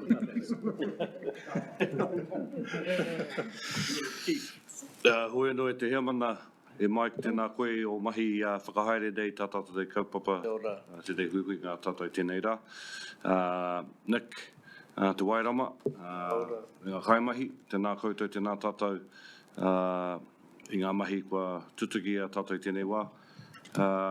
E oku whanaunga, oku rangatira e noho nei ki te tepu tēnā koutou. Tautoko ngā mihi kua kōrero hia nei e Mike. He tūru hira tēnei te noho nei ki te tepu nei. Kia kaue mai nei i ngā wawata me ngā moimoia a tēnā rohe, a tēnā takiwā, a tēnā marae, hapu. Nō reira, kia kaha kia tātou.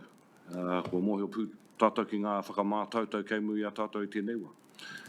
Ia te rā, ia te wiki, ka tau mai nei he wero, ka tau mai nei he uautanga. Nō reira, kia kaha te tapatai, kia kaha te namahi whakakotai a tātou anō. Kura te nā wawata kui mā koroma i kahunu nei. I te kite i a rātou, te hirahiratanga o te mahitahi, nō reire kei roto i ngā waiata, kei roto i ngā kōrero whakapapa, kei reire katoa. Nō reira, i te atua, ko eke nei mātou ki te paunga o tēnei huihuinga, kei te tuku whakawhetai te rā ki a koe, mōu i manaki nei a mātou, mōu i arahi nei i a mātou mahi katoa, nō reira uhia mai tō wairua, i arataki, i ngā kōrero, kua kōrero hia nei i tātou, kua i ngā wānanga, kua wānanga hia nei i tātou i te rānei. Tiaki na mai a mātou, o nā tika hungunu whānui, ko koe te bea, e arahi nei a tātou, te aomorangi ki mua, ko mātou e hāpai ana ki muri. Nō reira, whakamutuhia, whakaotihia te huihuinga a tātou, i rungi tō I o mana ki tanga katoa, tēnei tāmata inoi, I rungi te ngā tapu o i karai te mātou. Kai whakaora. Amen. Kia ora tātou. Amen.